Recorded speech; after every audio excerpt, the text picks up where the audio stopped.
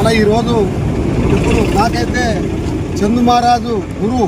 ఎందుకంటే మా నాయనకు వచ్చి అప్పుడు నేను 23-24 ఏళ్ళ సర్పంచ్గా గోపాల్పూర్ అప్పుడు టీడీపీ ప్రభుత్వం ఉంటే కూడా చందు మహారాజు మా నాయనకు సంజాయించి నేను ఇప్పుడే బిజినెస్ అంటే కూడా సంజాయించి నన్ను సర్పంచ్ చేసి మళ్ళీ ఎప్పుడో సర్పంచ్ చేసినాక మళ్ళీ సెకండ్ సారి సర్పంచ్ మున్సిపల్ చైర్మన్ అంటే చందు మహారాజు నుంచే నాకు సర్పంచ్గా అయిన గల పేరు వచ్చింది. అంటే అందుకే ఇప్పుడు మాణిక్రావు కూడా అప్పుడు పోయినప్పుడు కూడా ఎప్పుడు రెడ్డి సాబ్ ఇక్కడ రా అనేటటువంటి మనిషి వ్యక్తిగతంగా కాదు, పూరా అందరి ఎస్సీ బీసీ మైనార్టీ ఓసీ ఎవరు లేకుండా కూడా కాంగ్రెస్ పార్టీకి అందరికీ సేవలు అందించినటువంటి మహారాజులు వాళ్ళు. అందుకే నారాయణరావు కూడా ఎమ్మెల్యే కూడా చేసినాము. నారాయణరావు ఉన్నప్పుడు నేను మున్సిపల్ చైర్మన్, మీకు అందరికీ తెలుసు.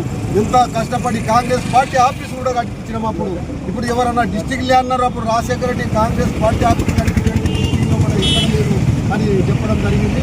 మరి అటువంటి మాణిక్రావు అభిమానులకంతా ఇప్పుడు నియోజకవర్గం ప్రజలకంతా కాంగ్రెస్ అభిమానులకంతా చెప్తున్నా అతని అడుగు జాడలో ఒక ఏదున్నా కానీ కూడా అతను చేసినటువంటి ఆశయాలను మనం నిలబెట్టినప్పుడే మనం కాంగ్రెస్ కార్యకర్తలు. ఎందుకంటే విద్యార్థి సమితి కానీ టెస్టులు కానీ యావే కానీ విద్య కోసం చేసింది కూడా చాలా అభివృద్ధి చేసింది కూడా అతనే.